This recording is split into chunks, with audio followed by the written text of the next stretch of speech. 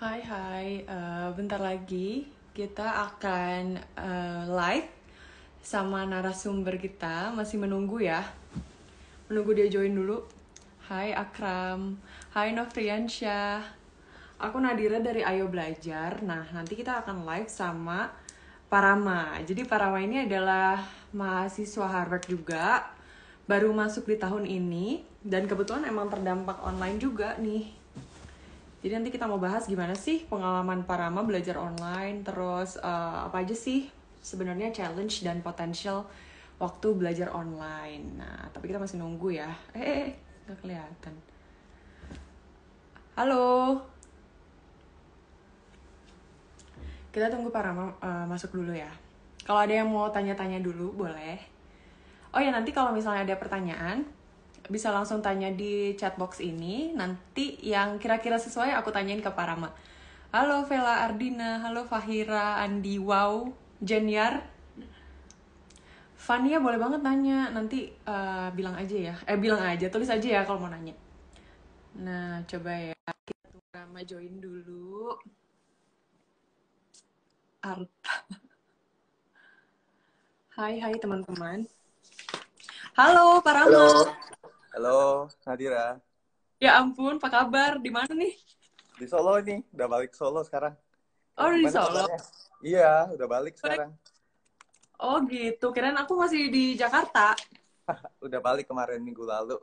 Perjalanan Oh, 5-6 jam lah naik mobil. oke, jadi aku baru ketemu Parama nih teman-teman berapa ya? 2 minggu lalu ya? Ya, ya 2 minggu lalu sama Leo juga. Oh iya. Iya, itu terakhir kali aku ketemu Parama dan emang pertama kali juga sih baru ketemu di situ ya. Iya. Sebelumnya kita kayak ngobrol-ngobrol ya DM gitu-gitu. Mm-mm. Oke deh Parama, jadi nih hari ini kita pengen ngobrol-ngobrol nih sama Parama. Buat teman-teman pastinya udah banyak banget yang tahu Parama, tapi aku coba jelasin dulu mungkin ada yang belum tahu. Parama ini keren banget, jadi dia sekarang itu baru masuk di Harvard di Master of Architecture ya, M.Art tuh ya, Yes. iya kan ya? Adik kelas kamu nih aku berarti. Wah. Di kelas. Iya, jadi dia baru keterima di Harvard dan udah mulai untuk tahun ini. Terus Parama ini juga dulu S1-nya di Berkeley ya, jadi emang udah international Yes. banget nih. Tapi dulu SMA di Solo ya? Yes, di Solo terus. Dari TK, SMA. SD, SMP, SMA, Solo semua pokoknya. Oke, jadi emang produk dalam negeri dan Parama ini sering banget talk nih soal edukasi, nginspire orang, punya YouTube pula. Jadi pokoknya dia aktif banget dan emang inspiring banget nih Parama. Makanya sekarang aku mau ajak ngobrol-ngobrol. Nah, by the way Parama, untuk sesi kita ini namanya Ayo Diskusi. Jadi Ayo Diskusi itu kita ngundang kayak pelajar-pelajar yang inspiratif, atau mungkin orang tua yang muda yang inspiratif juga. Jadi tujuannya emang untuk kayak kasih gambaran gimana sih tentang belajar, tentang edukasi, dan tentang pendidikan yang bagus buat anak-anak zaman sekarang Yes. nih. Gitu. Dan aku rasa yang Yes. Parama nih sesuai banget sama topiknya sekarang tentang manfaat belajar online. Wah, Oke. cocok banget nih, soalnya lagi online semua ya, jadi pas banget nih. Wah. Iya benar. Dan by the way, tapi kamu juga terdampak belajar online ya sebenarnya Parama? Iya, jadi Harvard, em, fakultas aku, fakultas lain juga, Hmm, fakultas kamu juga kena nggak? Ini semuanya kena. online jadinya. Mm-mm. Jadi Oke. emang even Berkeley pun kemarin juga baru announce beberapa minggu lalu bahwa mereka dari rencananya mau hybrid, mau setengah online, setengah offline, tapi akhirnya jadi full online. Jadi basically Amerika karena emang kondisi COVID-nya paling cukup parah sedunia ya, paling parah sedunia. Maka dari itu mereka Mm-mm. akhirnya decide untuk menjadi online semua. Iya, itu sayang banget sih sebenarnya karena juga untuk pengalaman bisa kuliah di Harvard sendiri itu enaknya kalau tatap muka ya, Pram. Tapi kamu by the way lama kan programnya? Iya, aku 3,5 tahun di ini programnya. Jadi ya udah lah, kalau 1 semester atau inilah masih oke lah harusnya. Iya, coba S2 aja 3,5 tahun nih, puas banget. Waduh. Nah, sekarang kayak gimana sih menurut kamu kayak belajar online? Kamu udah mulai ngerasain belum belajar online sekarang? Sebenarnya waktu aku S1 itu udah mulai belajar online. Ada beberapa Hmm, kelas. Jadi misalnya waktu itu aku di Diablo Valley College, sebelum aku masuk ke Berkeley, aku sempat ambil beberapa kelas tuh online. Misalnya kelas mm-mm, history atau kelas sejarah. Nah, mm-mm. di situ itu pertama kali ya aku ngerasain namanya belajar online. Aku di situ juga nggak ngerti maksudnya belajar online itu gimana. Oh ternyata ya bener-bener kayak guru kita nggak bertatap mata langsung sama gurunya, tapi bener-bener dikasih modul, dikasih presentasi, kita belajar, ada ulangannya, ada PR-nya, persis kayak ujian asli gitu. Basically yang seperti yang kita semua jalani sekarang, cuma aku pernah mengalami itu malah 2-3 tahun sebelum itu. Dan aku waktu itu sebagai, Oh, karena di Indonesia waktu itu belum terlalu umum ya, belajar online iya. waktu itu. Aku juga nggak pernah. Terus waktu itu ya, Mm-mm. waduh gimana nih, apakah susah gitu kan. Ternyata ada positif negatifnya gitu ya. Kalau dari Mm. aku sih lihatnya um, positifnya, positifnya itu lebih, aku bisa menyesuaikan ke jadwal aku. Jadi fleksibel. Aku Mm. mau secepat apa, aku pingin, karena aku mau ngerjain PR-nya kapan aja, bisa ulangan, mau ambil kuisnya kapan aja tuh terserah aku juga. Cuma ada deadline-nya kayak akhir minggu, oke gitu. Nah, tapi kalau Mm-mm. misalnya kita ketemu tetap muka langsung kan harus ujian bareng-bareng sama temen, sama guru, waktunya segitu. Kalau kamu ada masalah, kita nggak peduli, pokoknya nggak Benar. urusan kamu gitu. Nah, ini positifnya. Tapi ya negatifnya mungkin kadang pingin tanya langsung sama gurunya, tapi jadinya harus pakai email, for example, gitu. Mm. Mm-mm. Jadi emang tadi kayak positifnya tuh kita bisa langsung ngatur fleksibel aja ya, mau belajarnya Yes, kapan, mau kesempatannya kayak apa, terus bisa lebih benar, personal juga, bisa kayak betul. langsung one on one gurunya. Cuma ya tadi negatifnya juga mungkin ada kendala di teknologi gitu ya, harus ada perantara Betul. email dan lain-lain. Nah, Mm-mm. terus kalau menurut kamu nih, nah tadi kan udah nyambung ke teknologi juga. Kalau di masa kayak sekarang gini, udah bisa nggak sih kalau anak-anak Indonesia tuh belajar online gitu? Jadi kan kita lagi pandemi juga nih, dan banyak Mm-mm. sekolah emang mau nggak mau harus online gitu karena nggak ada tatap muka. Udah mampu belum Iya. sih kita di Indonesia ini menurut kamu? Um, menurut aku, well, karena Indonesia itu super luas ya. Tapi kalau Mm-mm. dari yang aku lihat, misalnya dari Pulau Jawa, karena aku nggak aku belum tahu yang di luar pulau seperti apa. Tapi kalau di Jawa ini sepertinya masuk akal, soalnya internet kan udah cepet, Mm-mm. provider ada, terus harga harga handphone yang dulu misalnya touchscreen aja tuh super mahal, sekarang tuh harganya mungkin udah seperempatnya gitu kan. Maksudnya semua udah Iya. lebih terjangkau. Jadi aku cukup, Mm-mm. aku lihat sisi positifnya tuh, aku lebih bersyukur karena pandemi ini tidak terjadi 10 tahun lalu misalnya. Zaman dulu misalnya kita pandemi masih pakai BlackBerry kan nggak bisa online learning ya, susah gitu kan. Tapi kalau sekarang udah ada BlackBerry. Zoom, udah ada ini kan, udah jauh lebih mending gitu. Jadi menurut aku posibilitasnya ada sih untuk bisa online ini. Ya, jadi kalau sekarang emang kayaknya teknologi udah jauh banget dibanding 10 tahun lalu ya. Jadi udah lebih Oh, jauh possible. banget. Setuju sih, emang Indonesia tuh kan kayak gapnya juga jauh ya. Jadi ada yang emang udah mampu, ada juga yang belum gitu. By the way, aku sekalian promote Betul. juga nih, Pak. Sebenarnya kalau pakai Ayo Belajar, kalau pakai Telkomsel, itu 10 Oh. rupiah bisa kuotanya khusus untuk Ayo Belajar. Jadi harusnya nggak masalah Oh. di daerah Wah. Oh, boleh package banget itu. itu. Bener-bener. Soalnya aku dengar kemarin tuh permasalahan terbanyak dari siswa keluhannya tuh di kuota dan di device, di apa, handphonenya atau laptopnya. Nah, ini bagus banget kalau dari Ayo Belajar sudah menyediakan kerjasama, itu akan sangat Mm-mm. menguntungkan siswa. Jadi bagus, keren banget. Iya, mudah-mudahan ya. Soalnya kan emang pengennya tuh merata semuanya gitu. Dan karena Betul, pandemi, betul, tahu jadi harus betul, belajar online kan. Oke, betul, oke. betul.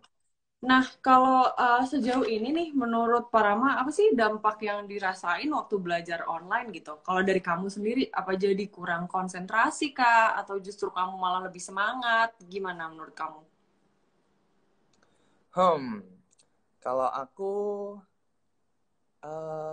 tergantung kelasnya ya, tergantung Hmm. kelasnya dan juga ya tergantung pengajar yang banyak faktor. Tapi kalau yang aku secara pengalaman aku misalnya waktu kelas sejarah itu aku lebih semangat. Soalnya Mm-mm. aku yang kelas sejarah yang offline itu jamnya pagi banget dan aku Mhm. biasanya tabrakan setelah itu ada tugas berat gitu sama studio arsitektur. Nah tapi karena aku ini online, jadinya aku bisa bangun tidur sesuka aku, nggak harus bangun jam 5 pagi buat siap-siap gitu for example, tapi bisa bangunnya lebih telat dikit, terus nanti bisa ambil kelas, ambil kuis, ini lebih longgar. Tapi untuk kelas lain, misalnya kelas arsitektur, ambil kelas, aku pernah ambil kayak kelas pakai belajar software misalnya Rhino gitu ya, namanya software Rhino kayak AutoCAD gitu, dia lebih, kalau aku lebih bosen kalau aku misalnya untuk yang belajar software arsitektur, karena biasanya kalau software arsitektur tuh lebih banyak kita interaksi sama gurunya gitu. Nah, tapi kalau misalnya sejarah itu menurut aku kan lebih apa ya, udah ada penjelasannya, kamu bisa belajar sendiri gitu loh. Nah, aku lebih pingin belajar sendiri aja gitu loh. Nah, tapi kalau untuk yang arsitektur, kalau desain itu kan bener-bener subjektif ya. Subjektif tuh misalnya aku bikin sebuah bentuk, nah aku pingin dapat feedback langsung dari gurunya. Oh, ini bentuk kamu ini kurang luas, oh ini bentuk kamu terlalu kaku lah, ini harusnya dipanjangin di sini. Nah, itu aku pingin dapat feedback itu langsung. Nah, itu yang kadang tuh sulit didapatkan kalau dari online. Tapi mungkin kalau online-nya live mentorship gitu lebih baik ya. Kalau yang waktu aku zaman dulu online-nya lebih kayak rekaman terus ditunjukin ke murid, jadinya nggak ada interaksi. Tapi kalau ada interaksi, aku harap sih harusnya lebih baik gitu. Jadi emang kalau online tuh tantangannya itu ya. Jadi kayak beberapa pelajaran yang kayak kita bisa pelajarin sendiri, kayak sejarah gitu-gitu, sebenarnya nggak ada masalah ya. Tapi yang lebih butuh Nggak ada masalah. feedback atau yang ya itu jadinya lebih bermasalah gitu. Karena butuh feedback langsung. Tapi sebenarnya berarti kalau online, tapi live classes gitu, misalnya tetap bisa tatap muka sama guru real time, itu nggak jadi masalah besar dong harusnya. Ya, aku nggak ngerasa itu masalah besar ya kalau kita bisa live secara langsung, maksudnya kayak minta feedback.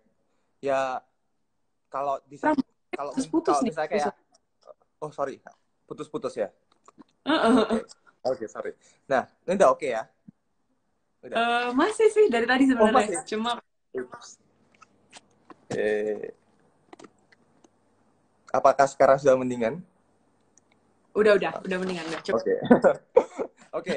Well, aku merasa kalau bisa langsung live itu masalahnya jadi sangat berkurang secara drastis gitu loh. Jadi misalnya aku ada permasalahan matematika, ya ini bedanya cuma gurunya nggak ada di samping aku, tapi ada di depan aku secara layar. Tapi at least tetap bisa dapat feedback. Jadi menurut aku tuh helpful banget.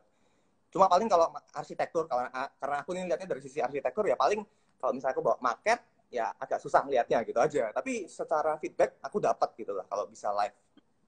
Aku kemarin sempat ngobrol sama teman-teman aku yang di Harvard yang ambil arsitektur, sama teman-teman sekolah lain. Mereka juga bilang sebetulnya nggak terlalu masalah ya. Nggak. Sebenarnya mereka, aku kaget juga. Oh, sebenarnya mereka bilang pelajaran online ini mereka tidak terlalu masalah. Aku, oh nggak terlalu masalah.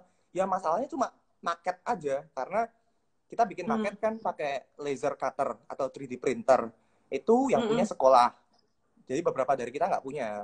Laser cutter kan mahal kalau beli mesinnya. Kalau 3D printer mungkin beberapa punya. Nah, itu kita tidak bisa pakai fasilitas sekolah karena sekolahnya tutup.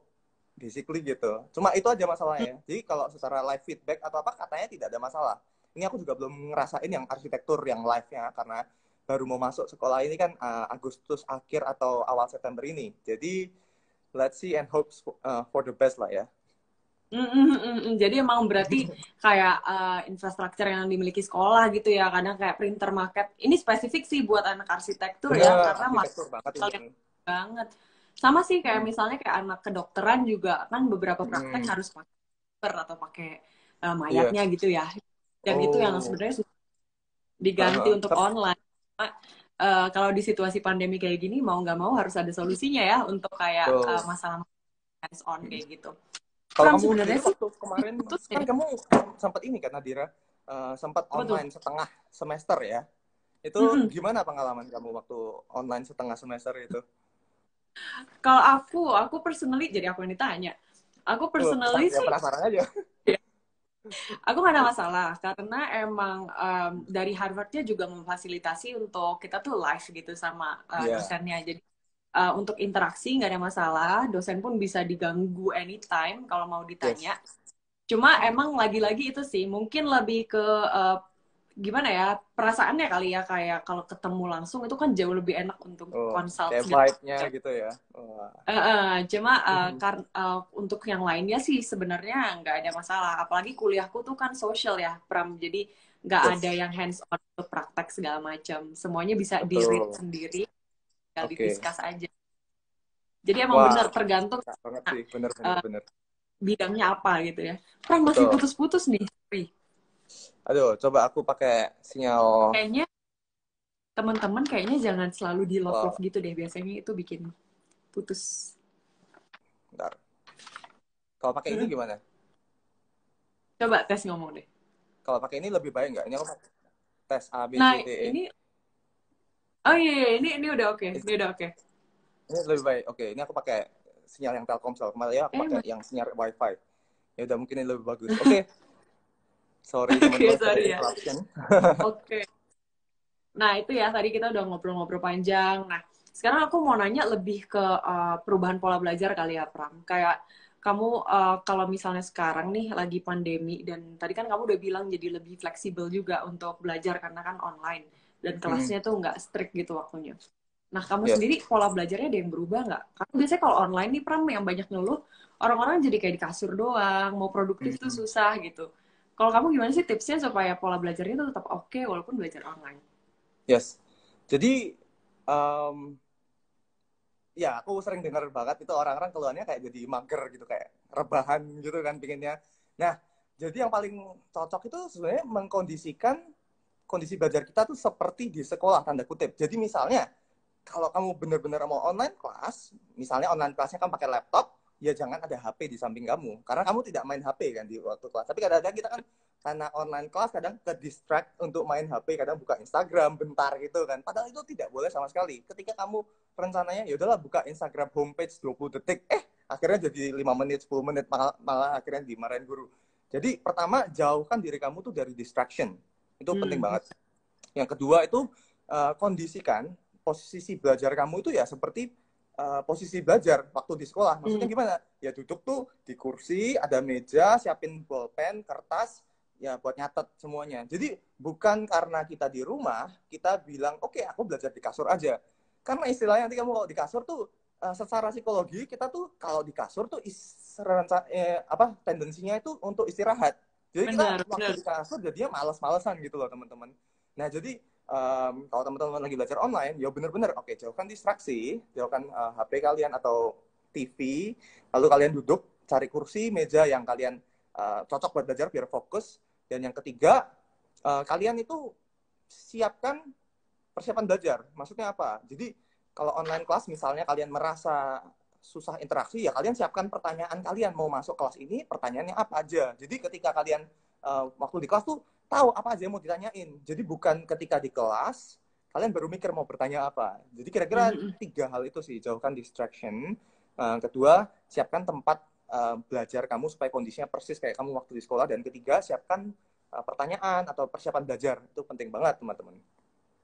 Iya, nah setuju banget aku sama Pak Rama. Jadi itu tipsnya tadi teman-teman harus diikutin. Jadi kondisiin kayak di kelas gitu ya, nggak ada Hmm. gadget, terus emang belajarnya juga di meja, nggak di kasur, dan siapin pertanyaan biar aktif pas di kelas. Aku setuju banget. Tuh. Nah, selanjutnya nih Pak Rama, kita tuh kan kayak, ini agak berat nih, jadi topiknya lebih ke Waduh, government berat ya. nih. Oh, Ya sih, biasa aja. Nah, sebenarnya kan dari pemerintah tuh udah ada apa ya, mandat untuk pembelajaran jarak jauh tuh sampai at least akhir tahun ya, Pram.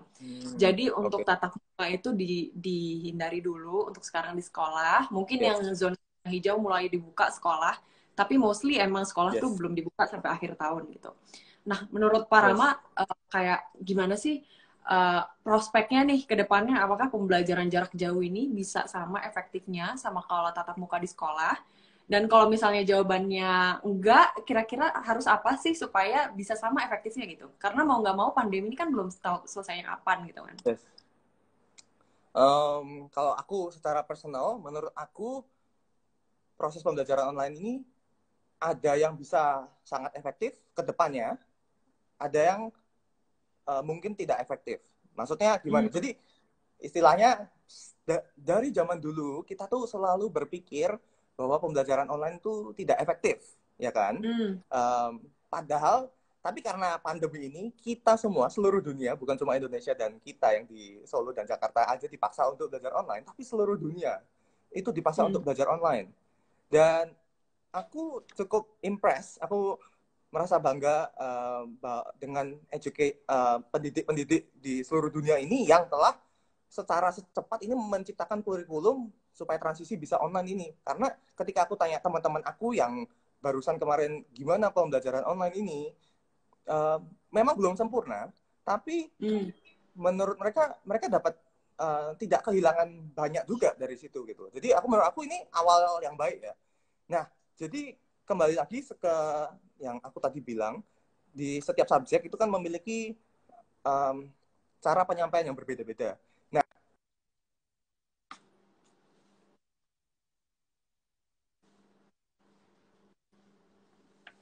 Delay, putus, sorry.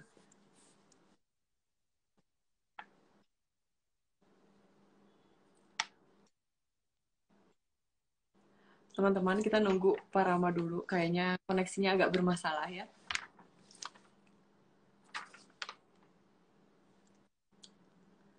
Pram, kayaknya harus pakai wifi lagi deh.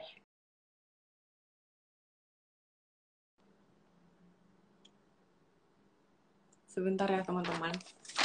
Oke, udah sama aku aja dulu deh. Nah, jadi teman-teman, mungkin kayak banyak yang belum tahu kayak Ayo Belajar tuh apa sih gitu. Dan Ayo Belajar tuh sebenarnya kita belum launching ya. Launchingnya akan di tanggal 4 September. Jadi stay tune untuk launching kita. Nah, tapi mostly pokoknya kita tuh untuk anak SMP, SMA, ada video pembelajaran, ada live classes, ada mohon kayaknya maaf, aduh, kayaknya kalau balik aslinya kali ya. ini aku kayaknya internetnya harus ganti paket deh ini. Iya sebenarnya Ya, sih tadi juga pas pakai apa nggak pakai wifi juga tetap putus-putus, cuma lebih jelas dari sebelumnya iya, gitu. iya, Jadi iya, nggak iya. pernah tuh. Sekarang Biasa, coba deh. aku malah biasanya live selama ini aku selama ini kan webinar, ngisi webinar, nggak ada masalah. Ini aku lumayan kaget juga kenapa live yang ini agak tersendat gitu ya. Iya Tapi iya iya. sekarang apakah mendingan?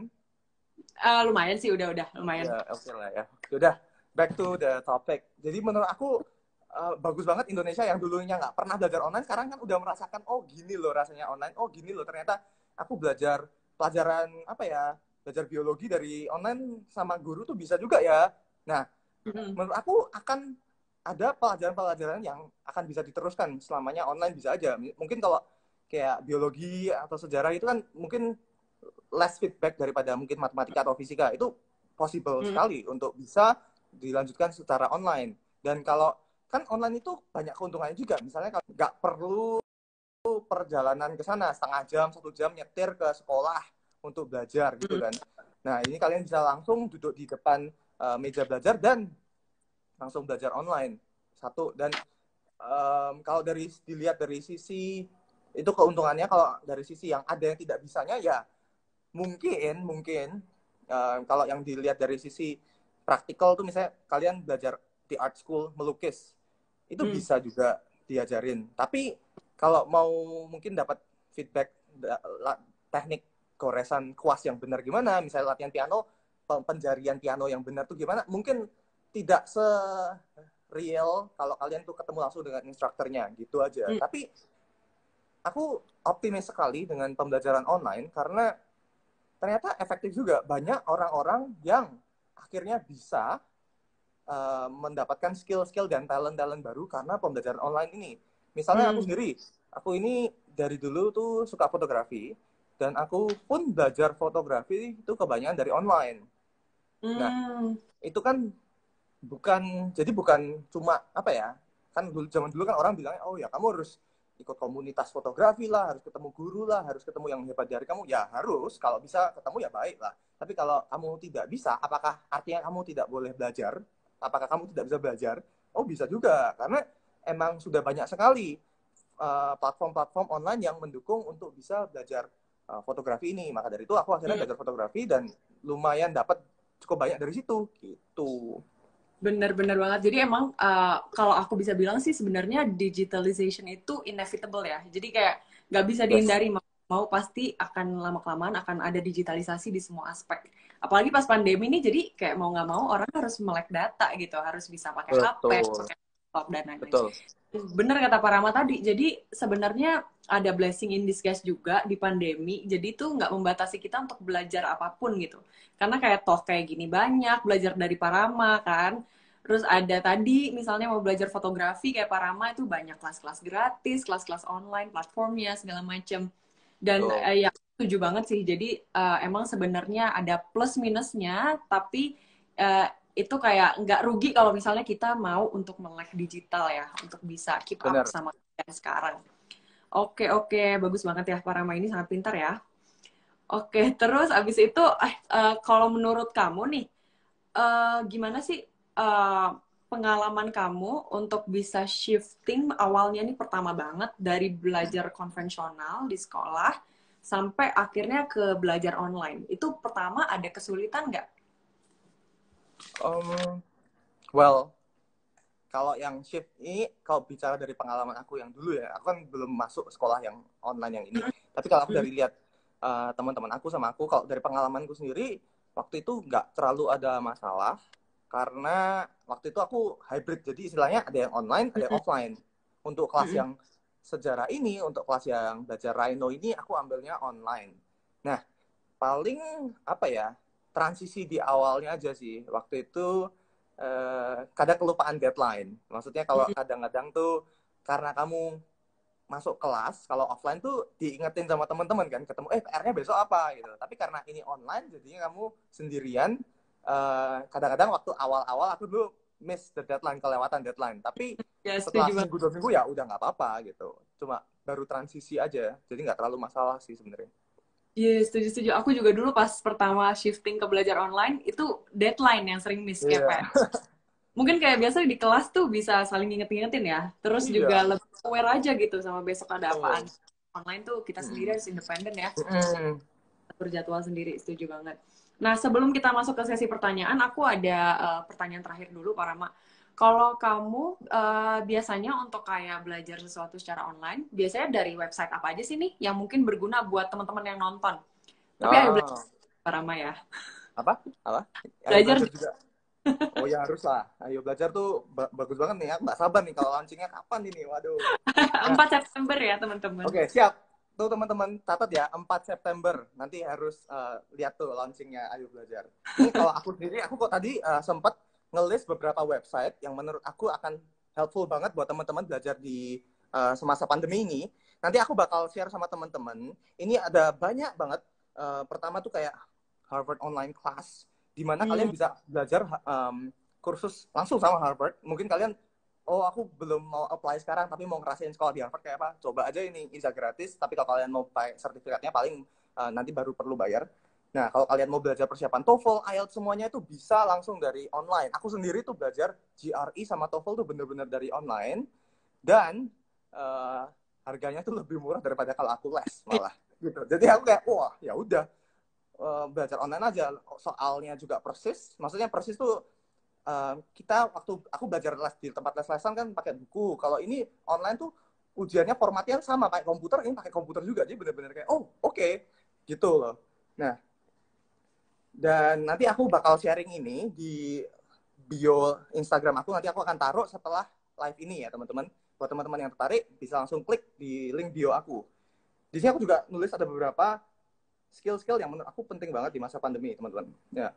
Jadi penting banget kita itu untuk bisa satu, ilmu komunikasi. Karena ilmu komunikasi itu tanpa dipungkiri kita setiap hari pasti pakai. Setuju? Nah, jadi banyak banget ada self development sama kayak master class buat teman-teman yang bisa dipelajari dari online. Karena presentation, ilmu komunikasi itu penting banget. Kedua, bahasa asing.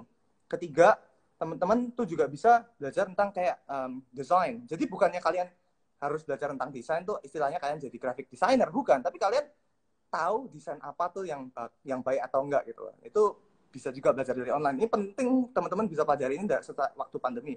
Nanti aku udah list macam-macam, teman-teman bisa langsung lihat aja di situ.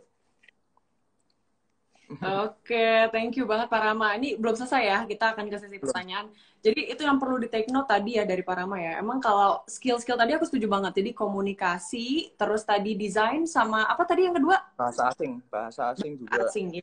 Semua penting. Yang desain ini yang kadang kelupaan. Aku pribadi tuh ngerasain banget kalau punya kemampuan desain, nggak sejago kamu pastinya, tapi itu tuh berguna banget sebenarnya buat apapun. Betul. At least tahu taste desain mana yang bagus gitu ya. Iya, tidak harus kamu bisa Photoshop, nggak harus apa, tapi Iya, kamu tuh tahu. font ini disambungin sama ini atau apa sambungin sama apa itu penting banget. Tapi kamu ini desain juga bagus lah Nat. Kamu bikin video juga bagus-bagus gitu. Aku kayak wow ini kayak Bagus, keren jadi gitu. berbuat video masing-masing. Ya ya, at least kayak misalnya kalau udah kuliah gitu ya, nggak tahu sih SMA juga kayaknya ya. Bikin PowerPoint itu untuk menarik juga butuh skill desain Penting, ya. benar, At penting. least kayak color-nya di combine terus Betul. gue yang kebaca sama orang gitu.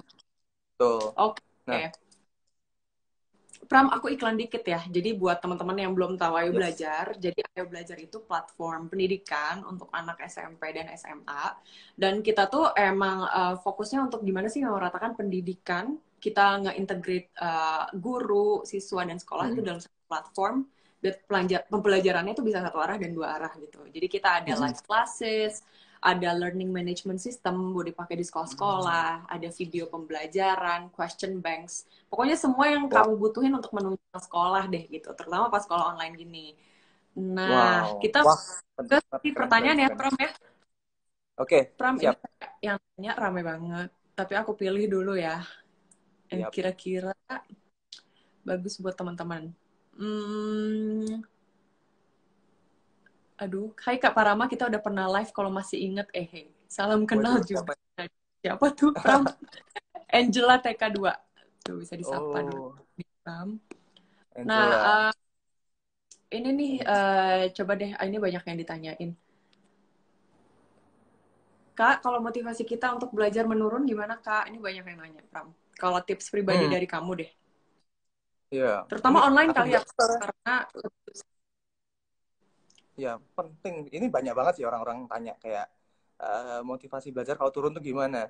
Kalau aku sih ini sih tetap lebih lihatnya ke tujuan akhir kamu tuh mau kemana gitu loh. Jadi istilahnya misalnya kamu tuh suatu hari mau diterima SBMPTN, mau masuk UI gitu ya, kayak Nadira ini gitu, kan kamu apakah bisa belajar malas-malasan gitu loh. Kalau kamu, aduh aku malas belajar deh, motivasinya turun karena online. Tapi karena kalau kamu malas dan teman-teman tidak malas, mereka rajin, kan kamu ketinggalan kereta gitu kan istilahnya. Nah, jadi apa yang harus kamu lakukan? Ya kamu harus semangat lagi karena tujuan akhir kamu belum tercapai gitu. Jadi kalau aku sih lihat tujuan akhir supaya itu bisa menjadi pengingat kamu untuk mendorong kamu menjadi motivasi kamu gitu. Bener-bener. Jadi emang setting goal yang penting ya. Kalau kita nggak ada tujuan tuh, jadi hidup juga nggak semangat gitu ya. Aku setuju Hmm. sih, para Kalau bener-bener. nggak ada goal itu kadang-kadang tuh apa-apa tuh terlihat jauh. Maksudnya gimana? Kayak oke, kalau aku tuh tujuan misalnya aku pingin S2 di tempat bagus, titik. Itu kan tujuannya nggak jelas ya. Tapi kalau aku bilang, oke, aku pingin masuk Harvard. Oke, kalau masuk Harvard nih butuhnya apa aja? Aku butuhnya IELTS, TOEFL, butuhnya GRE. Nah, itu jadi terlihat menjadi masalah yang lebih kecil-kecil. Karena masalah itu terlihat lebih kecil, kamu tuh juga jadi lebih termotivasi untuk menjalankan itu. Jadi semangatnya nggak down, tapi malah jadi motivasi. Gitu, teman-teman. Bener, aduh sama banget. Jadi kalau tujuan itu mending di breakdown lagi jadi to-do list ya, Betul, Pram. Masuk betul, Harvard betul. nih, berarti apa aja, terus harus dikerjain kapan. Nah, itu jadi Mm-mm. lebih memacu semangat gitu ya. Tadi Mm-mm. siapa yang nanya apa lagi? Ya. Nah, Oke. tadi aku juga buka open question tuh, banyak yang tanyain tuh, gimana Kak cara Oh iya, masuk Harvard? Banyak banget yang tanyanya gitu. Tapi sebenarnya kunci masuk ke Harvard ya kalian itu punya tujuan masuk Harvard, dan dibagi-bagi tujuan itu, dilakuin satu-satu gitu loh. Nah, itu aja kuncinya teman-teman. Kalau kalian bisa ngelakuin itu semua, ya eventually, jika Tuhan berkehendak, ya kalian diterima gitu. bener banyak banget ya yang nanya, Kak gimana cara masuk Harvard gitu. Itu aku juga suka bingung jawabnya gitu ya. Ya gimana ya? Ya jalanin aja, ya daftar aja, Iya. jalanin semuanya gitu kan. Harusnya cari tahu dulu ya apa aja komponen yang Betul. dibutuhin, terus dikerjain satu-satu. Nah, aku sengaja nih untuk yang tema kita hari ini kayak nggak mau bahas Harvard gitu, Pram. Aku tahu kamu Betul. bosen banget pasti. Itu terus topiknya talk kan. Gimana cara masuk 11 universitas? Oh, pasti tanya itu. Iya. Oh iya, 11 universitas. Oh iya, tadi aku belum bilang loh, Parama ini diterima di 11 universitas. Dan pakai beasiswa full pula. Jadi emang luar biasa sekali ya, Pram. Semoga bisa teman-teman di sini. Amin. Teman-teman yang pertanyaan tentang Harvard atau S2 kayak aku tidak bacakan dulu ya supaya kita fokus di belajar lain dulu sesuai topik. Oke. Ada di YouTube-nya Nadira dan YouTube saya kalau mau tanya tentang Harvard tuh udah kita bahas semuanya di situ. Iya, bener, bener, bener. Jadi bukan di Ayo Belajar nanyanya ya, teman-teman. Terus, oke, apalagi ya yang menurut aku. Nah, ini nih, bagus juga nih. Menurut Kak Parama aja deh. Menurut Kak Parama, bagaimana cara meng-engage pelajar saat kelas online? Nah, ini yang nanya guru atau gimana ya maksudnya? Pokoknya Ini Fioni kayaknya masih kebalik ya. Kayaknya gimana oh pelajar buat engage deh sama kelas online gimana gitu. oh supaya Dari engage Mbak Vio. sama murid gitu ya maksudnya. Oke. Kayaknya dia kebalik. Tapi coba jawab deh. Mungkin kayak dari guru untuk engage sama Ya, murid, begitu siap. sebaliknya. Mm-mm. Wah, tadi aku kebetulan kenal tuh sama yang tanya, Fioni. Halo Fioni. Oh Dia iya. kebetulan dia sempat menang mentorship aku di YouTube berapa bulan lalu gitu. Oh oke. Fans garis keras nih kayaknya. Wah, wah, oke. Kalau engagement yang aku lihat ya. Jadi sebenarnya engagement itu kan bagaimana kita membuat sebuah relationship sama guru dan murid. Nah, buat Mm, relationship itu sebenarnya sama aja kayak kita tuh berteman, teman-teman. Maksudnya istilah gimana? mm, Jadi mungkin kalau aku lihatnya secara pembelajaran online ini kalau mau menambah engagement tuh ya gimana? Satu, tambah interaksi hubungan dari online. mm, Kedua, itu kalian bisa melakukan hubungan di luar kelas. Maksudnya misalnya mm, um, kalau di luar negeri waktu aku di kerja itu supaya antara bos dan karyawan tuh ada hubungan lebih dekat. Kita tuh setiap hari Jumat ada namanya kayak wine and cheese. Wine and cheese tuh kita kayak snacking bareng, makan bareng, kadang-kadang nonton sepak bola bareng gitu-gitu. Maksudnya jadi kita tuh lebih ke pertemanan gitu, engagementnya ada. Jadi misalnya kalau mungkin online kalian mau kayak istilahnya mau nonton bareng gitu, nonton mm, dari layar-layar masing-masing gitu juga bisa gitu. Yang penting ada kemauan dari kita untuk saling engage gitu istilahnya. mm, mm, mm, Tuh. mm, mm. Jadi sebenarnya sih judulnya physical distancing bukan social distancing ya. Jadi hubungan Nah, masih bener, bisa terjaga ya walaupun online. Benar betul. teman-teman bisa diterapin mungkin. Jadi kayak emang jadi pembatas banget nih kalau kita interaksinya online doang sama guru atau sama teman ya. Tapi di Mm-mm. luar itu kita masih bisa loh mungkin chatting atau nonton bareng kayak tadi juga Iya. banyak. Zumba bareng aja sekarang ada. Wah, Jadi nggak ada nge-gym masalah. bareng, nge-gym bareng tuh sering aku baru tahu, oh bisa ya. Nah ini tuh Wah, ada karena cowok online juga. ini tuh membuka banyak opportunity yang kita tuh kadang tidak bayangkan. Kayak teman-teman Bener-bener. aku bisa nge-gym bareng lewat Zoom gini semua, oh bisa ya. Bisa ya teman-teman, jadi nggak Wah, ada aku batasan gitu. kalau gym bareng aku baru tahu loh. Kalau Zumba itu lumayan. Jadi Mm-mm. instrukturnya terus kita ngikutin aja dari rumah. Jadi sebenarnya nggak Ya, adaptasi ya mm-mm. dengan online Ya, ya. gitu. Mm-mm. Dan mau nggak mau sih karena ya belum ada yang buka gitu. Jadi kita Iya harus betul. adaptasi. Oke, aku pilih lagi ya Pram. Belum capek Yes, kan ya Pram ya? santai dong. Em, oke, bentar ya. Aku pilih dulu yang ini deh. Yang ringan-ringan aja. Kak, cara belajar online biar nggak stres SN3. Gimana Pram? Waduh, S-nya 3 panjang banget ya. Stresnya besar ya berarti. Ya. Belajar ini spesifik buat belajar online biar nggak stres ya maksudnya. Mm, mm, mm, mm, mm. Oke, well kalau aku sih, oke, satu teman-teman kita harus akui bahwa stres itu manusiawi. Semua orang pasti pernah stres. Orang yang bahkan tidak Mm, terlihat stres pun pasti pernah stres. Cuma pertanyaannya, seberapa lama kalian itu mau stres? Kalian mau mm. stresnya 30 detik, 1 menit, 1 jam, 1 hari, seminggu, sebulan, apa setahun stresnya. Nah itu yang kita bisa kontrol teman-teman. Jadi kalau aku sih tetap gini, misalnya aku ada masalah nih, ada masalah, wah PR-nya kebetulan jadi ada 3 PR yang harus dikumpulin pada 1 hari, kan stres kan tiba-tiba, waduh banyak banget nih PR-nya. Nah, aku boleh stres, tapi nggak boleh lama-lama. Mungkin oke, stres 10 detik, udah habis itu lupain. Aku sekarang mikir, gimana caranya aku bisa nyelesain masalah ini. Jadi, Mm, gini teman-teman, kalau teman-teman tuh mikirnya PR-nya 3, ya kalian stres eventually. Tapi kalau kalian mikirin, berarti kalau PR-nya 3 dikumpulin Jumat, ya udah, berarti aku Senin nyelesain satu, Rabu nyelesain satu, Kamis nyelesain satu, selesai gitu loh. Jadi mm. kalian tuh harus shift the focus dari masalah kalian menjadi solusinya bagaimana gitu teman-teman. Jadi ask yourself what is the solution gitu. Gimana cara menyelesaikan itu daripada mikirin masalahnya. Itu sih biar gak stres. Oke, jadi emang kalau stres tuh wajar ya, semua orang pasti ngalamin. Tapi gimana kita memanage stres itu ya, dari pikiran sendiri, dan jangan lama-lama stresnya gitu. Betul. Oke, bener banget. Betul. Nah, sekarang, aduh ini ada yang nanya strategi, nggak usah dijawab sih Pram, untuk mengajari adik agar tidak terus memilih YouTube dibanding belajar. Gimana Kak tuh? Banyaknya nonton YouTube Parama mungkin, jadi nggak belajar. Oke, bener ya. Mana ya? Ini deh, Kak, bagaimana cara membagi waktu agar produktif? Mungkin tips Parama juga karena nanti kelasnya bakalan online nih, sekolahnya. Gimana sih bagi waktunya? Karena itu kayak kita harus ngatur sendiri ya, karena nggak ada kelas beneran yang harus didatengin.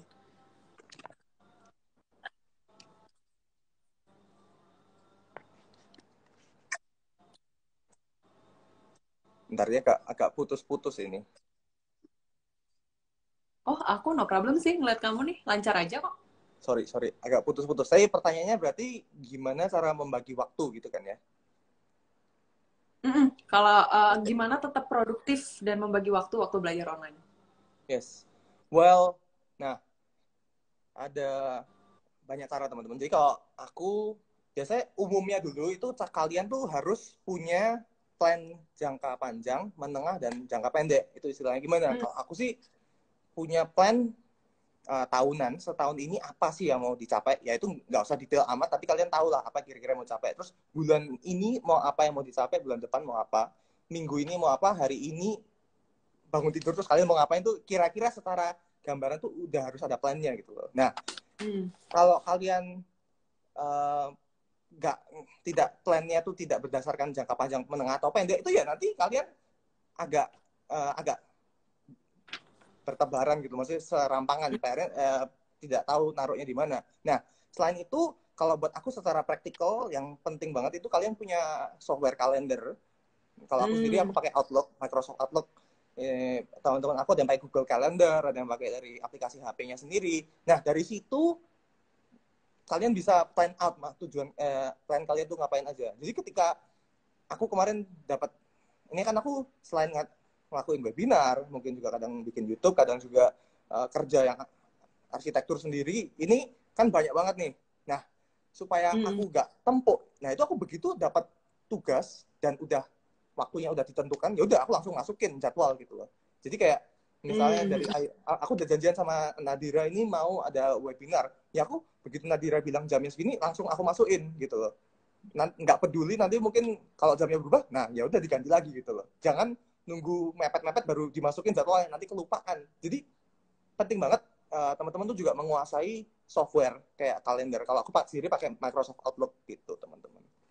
Oke, jadi emang kalau segala sesuatu tuh lebih enak kalau kita bisa ngelihat langsung ya, terorganize misalnya di kalender, atau teman-teman mungkin yang pakai buku harian bisa ditulis di buku harian juga. Aku sih sama kayak Pak Rama juga, jadi emang kalau udah janjian apa nih sama orang, atau keingetan mau kerjain apa nih besok, mau email orang atau apa, langsung masukin kalender, jadinya nggak akan lupa gitu. Itu tips yang bagus banget dan aku sendiri udah mempraktekkan ya. Aku dulu mulai pakai putus-putus sedikit. Tapi aku dulu mulai pakai software kalender ini ketika aku bekerja di San Francisco dulu. Yang soalnya company kita pakai Outlook itu juga, dan aku kayak enak banget. Jadi maksudnya gimana? Ketika bos aku ngajak aku meeting, di emailnya itu udah ada kayak istilahnya card di mana itu langsung masuk ke jadwal aku gitu loh. Kalau ketika aku approve langsung masuk jadwal. Nah, itu yang kadang-kadang belum terlalu dipakai ya di Indonesia, tapi mungkin satu hari aku mau implement ini ke depannya, jadi orang-orang juga lebih tahu. Jadi enak banget teman-teman. Kadang-kadang kan kita baca terus masukin kalender sendiri. Nah ini enggak, di emailnya aja udah terhubung sama kalender kita. Jadi begitu dia ngomong, oke kita meeting jam 5 sore ya, nanti langsung masuk kalender kita itu loh. Iya. Sama kayak ini ya, kayak Google Calendar ya. Jadi bisa send invitation terus langsung masuk ke kalender kita ya. Betul. Itu iya kurang diterapin di Indo ya, Pram. Yes. Dan juga ada juga kalendernya tuh bisa 3 macam. Nah, jadi kalender pribadi, kalender bos aku sama kalender company. Terus dari situ kita bisa tahu bos kita tuh lagi meeting di mana, dan juga company kita ini lagi ada acara apa ke depannya. Nah, itu bisa digabungin kalender-kalender itu. Terus mereka pakai color coding, jadi warnanya beda-beda. Misalnya jadwal aku warna biru, jadwal bos warna merah, jadwal company warna hijau, for example kayak gitu. Itu penting banget teman-teman. Jadi buat teman-teman yang selalu nanyain gimana sih secara plan out, nah mulai pakai software yang membantu kalian atau gimana pun caranya untuk bisa membantu kalian menjadwalkan itu, gitu teman-teman. Bener. Benar-benar, jadi kunci manajemen waktu yang baik sebenarnya tuh kalau kita bisa bikin semuanya tuh terstruktur gitu ya. Bisa tadi Betul. pakai softwarenya yang kayak Parama bilang, atau kalau kayak yang masih, aduh kayak belum ngerti deh yang seteknologi itu gitu. Bisa juga Pakai pakai buku, ya udah buku harian buku aja catatan gitu gitu. bisa. Aku Betul, dulu betul juga masih banget. konvensional. Dulu tuh aku kayak beli papan tulis terus kayak aku kotak-kotakin per Oh, tanggal. Jadi kayak aku bangun tidur lihat papan tulis itu terus aku checklist satu-satu yang udah selesai. Caranya gimana pun pokoknya bikinlah hidup lebih terstruktur ya, betul. teman. Oke, kita lanjut lagi ya, Pram. Eh, bentar ya. Sans. Wah, ini berat juga, tapi aku yakin Waduh. Pram. Oke. Kak, punya pendapat nggak gimana sih sistem terbaik menurut kakak buat sistem pendidikan di masa pandemi ini? Dari berkas Waduh. pendidikan. Sistem terbaik menurut kakak buat sistem pendidikan di masa pandemi ini. Mm-mm. Itu Mungkin malah metode belajar yang baik gitu-gitu lah, Pram. apa? Mungkin kayak metode belajar yang baiknya kayak Ya. gimana sih? Atau sama Well, guru?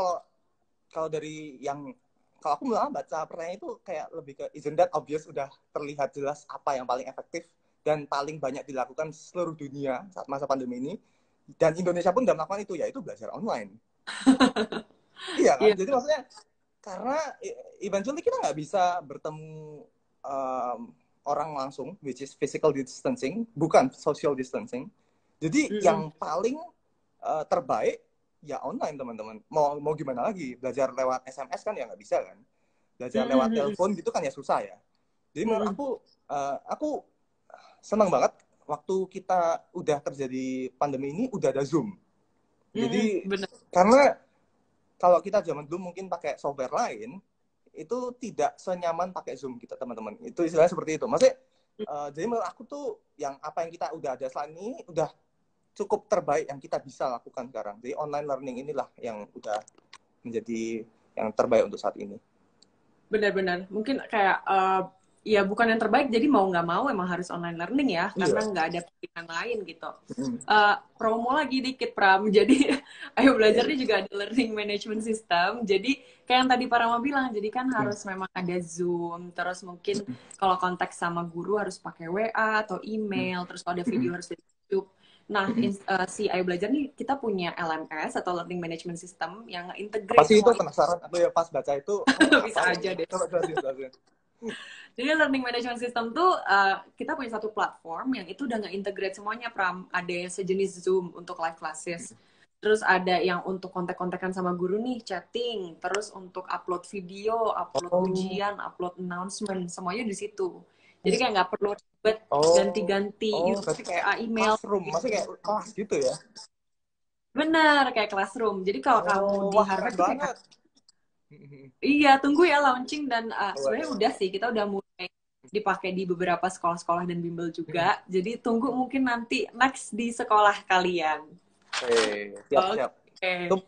Itu penting banget teman-teman untuk kayak online learning tuh biar dapat suasana kelasnya gitu loh. Kalian Mm-mm. kayak guru pun sendiri kan nggak tidak ideal lah kalau guru tuh harus SMS satu-satu ke murid-murid atau broadcast lewat grup WA gitu ya. Tapi begitu udah ada papan announcement yang murid-murid bisa lihat sama-sama transparan, ngumpulin tugasnya di mana, itu benar-benar membantu banget. Jadi I really encourage that. Keren banget, ayo belajar. Thank you, Pram. Nanti bantuin promote ya, Pram. Ya. Oke, kita lihat lagi apa lagi ya yang seru-seru. Ntar dulu ya, Pram. Aku pilih-pilih dulu nih. Duh, kayaknya pertanyaannya udah berulang-ulang nih, Pram. Ada yang nanya di IG live box kamu mungkin? IG live box, apa sih namanya? Oh, yang Box tadi. kamu? Bentar ya. Kalau aku buka itu agak lama mungkin. Oh, nggak apa-apa, ya udah aku pilih dari sini. Yoi. Eh, Duh, yang mana ya yang seru? Ini aja deh. Kak, gimana ngatasin rasa males belajar karena salah jurusan? Jadi udah nggak ada motivasi belajar. Ini Hmm. kalau kamu termasuk salah jurusan nggak? Nggak ya? Aku dulu semester 1 salah jurusan. Semester 1 ya. Aku ke Oh, Amerika itu. serius? Iya, aku semester 1 tuh mau masuk chemical engineering, teknik kimia. Jauh banget itu. Wow, beda banget. Kok aku baru Di tahu ya? semester Terus. 1 di I-20 aku, I-20 itu formulir yang buat kalian masuk ke Amerika. Di I-20 aku tuh tulisannya Hmm. masih para Mas Teja. Nah, jurusannya chemical engineering. Nah, tapi Oke. ketika aku mulai sekolah, sebelum mulai sekolah, aku lihat ada teman aku yang bawa maket arsitektur. Jadi dari dulu Ah, aku tuh suka gambar. Cuma hmm. um, papi mami aku sempat ngarahin ke engineering gitu. Jadi aku Mm-mm. sempat melupakan masa-masa arsitekturku itu. Jadi waktu aku lihat temanku bawa maket, aku lihat, oh kayak asik ya. Oke, di semester 1 ini aku mau nyoba ambil kelas arsitektur dan kelas kimia. Nah, Oh, bisa gitu ya? jadi Amerika itu teman-teman tuh bisa, apalagi di community college tuh masih kayak nyoba-nyoba gitu masih bisa teman-teman. Nah, Mm-mm. bahkan kalian tuh bisa kayak diterima di Berkeley, majornya undecided. Dia belum tentuin Mm. gitu. Mm-mm. Jadi itu common di Amerika, tapi kalau di Indonesia mungkin agak berbeda.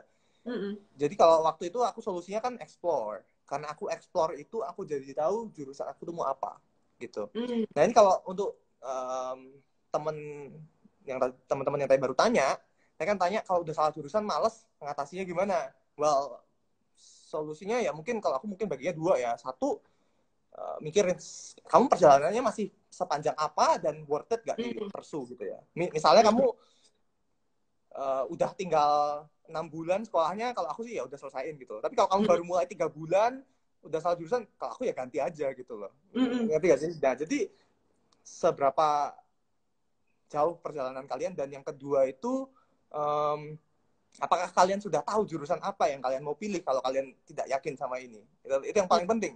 Jadi, kadang teman aku tuh ada yang bahkan S1-nya ambil jurusan matematika, S2-nya ambil Mm. arsitek. Itu tuh ada Oh. juga gitu. Mm. Jadi Mm. nggak salah gitu loh. Maksudnya aku pingin ambil jadi teknik sipil tapi S1 aku dulu jurusannya fisika. Ya bisa aja gitu walaupun beda jurusan. Jadi malah karena perbedaan itulah yang menciptakan individu ini menarik gitu. Misalnya orang yang ambil jurusan matematika ini akhirnya ternyata waktu sekolah di arsitektur tuh desainnya tuh berhubungan dengan rumus matematis gitu, dan bisa Mm. bikinnya pakai rumus matematikal yang parametrik lah, parabolik lah, bentuk-bentuknya unik-unik gitu. For example gitu. Jadi tidak menutup kemungkinan teman-teman. Jadi yang paling penting adalah kalian tuh tahu seberapa jauh perjalanan kalian, dan kalian apakah udah tahu jurusan apa yang kalian mau ambil kalau kalian tuh tidak merasa jurusan kalian tidak sesuai sama kalian gitu. Oke, jadi emang kayak balik lagi tergantung kayak seberapa jauh ya kita ya. Kalau emang di awal udah nyadar kayak salah jurusan nih, itu bisa dipertimbangkan baik-baik, bisa aja loh ganti kayak Betul, para.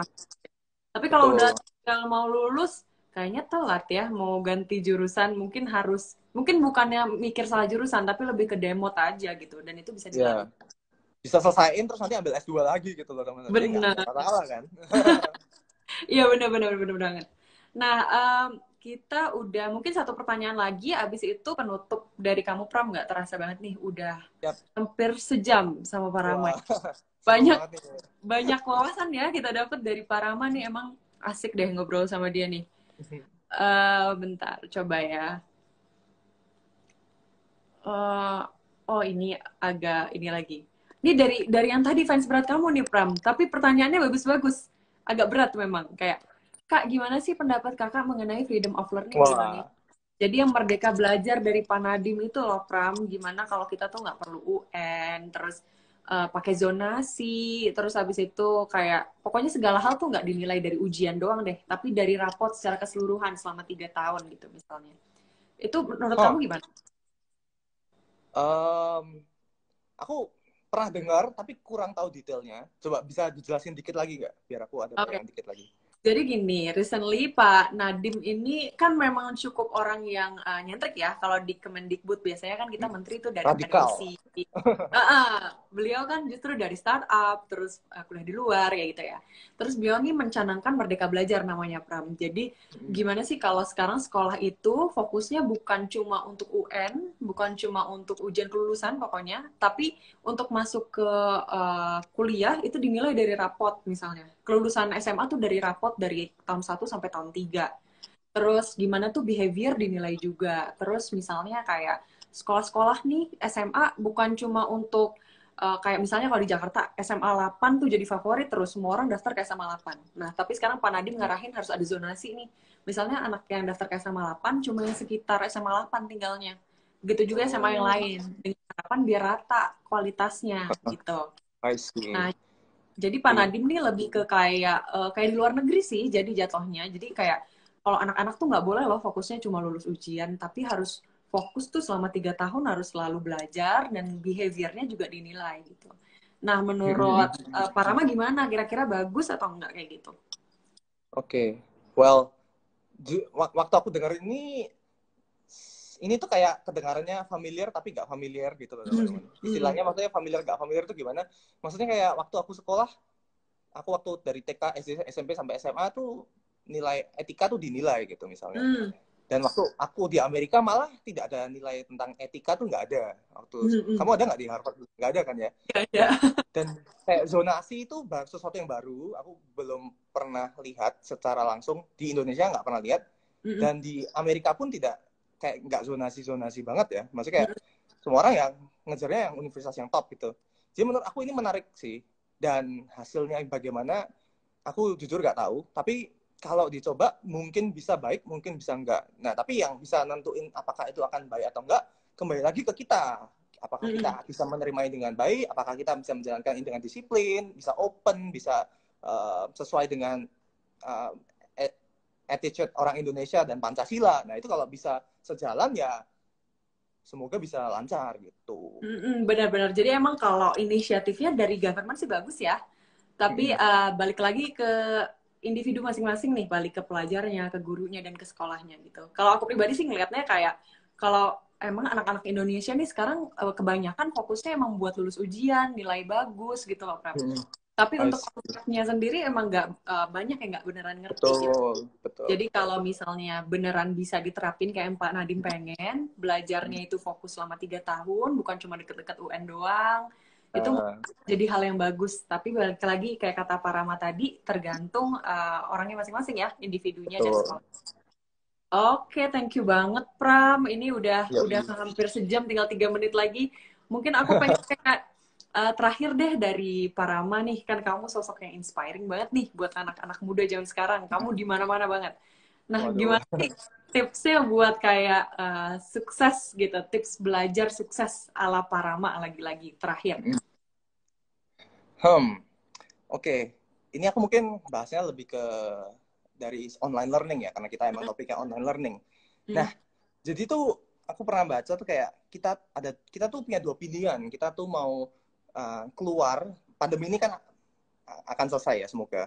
Nah, apakah kita mau keluar dari pandemi ini sebagai orang yang putus asa atau down, yang kayak nggak dapat apa-apa, ataukah kamu ingin jadi seseorang yang baru, yang lebih positif, mendapatkan sesuatu dan belajar banyak? Nah, kita itu aku bersyukur kita tuh bukan pada zaman 1940, waktu zaman dulu ada pandemi atau 1900-an, itu tidak ada Zoom, tidak ada apa-apa. Itu pandemi lebih parah gitu, teman-teman. Kita bersyukur kita bisa online learning, kita bisa apa. Nah, apakah kita mau menggunakan ini semaksimal mungkin, itu ada di pilihan kita. Nah, jadi benar-benar teman-teman penting banget untuk memaksimalkan apa yang kita miliki ini sebagai potensi yang kita bisa gunakan daripada sebagai batu sandungan kita. Begitu aja sih. Dan aku mau ngingetin, aku tadi udah nge-list website-website yang menurut aku berguna. Jadi nanti teman-teman bisa klik di link bio aku setelah Instagram Live ini. Semoga bisa bermanfaat buat teman-teman. Oke, thank you banget ya Pak Rama untuk sesi Ayo Diskusinya hari ini. Buat teman-teman, jangan lupa follow Ayo Belajar, follow Pak Rama juga, Pak Rama PS ya, Pak Rama PS. Yes, PS. Nanti akan ada rutin dengan figure-figure inspiring lainnya, kayak Pak Rama ini, dan banyak figure pelajar inspiring lainnya. Jadi jangan lupa follow dan stay tune. Dan sekali lagi makasih banyak ya Pak Rama untuk waktunya. Thank you, Dan Nadira. insightful discussion. Semoga bisa terus inspiring dan lancar-lancar kuliahnya, oke? Terima kasih. Thank you, Bye. Pak Rama. Thank you, teman-teman yang udah Bye datang. semua. Bye.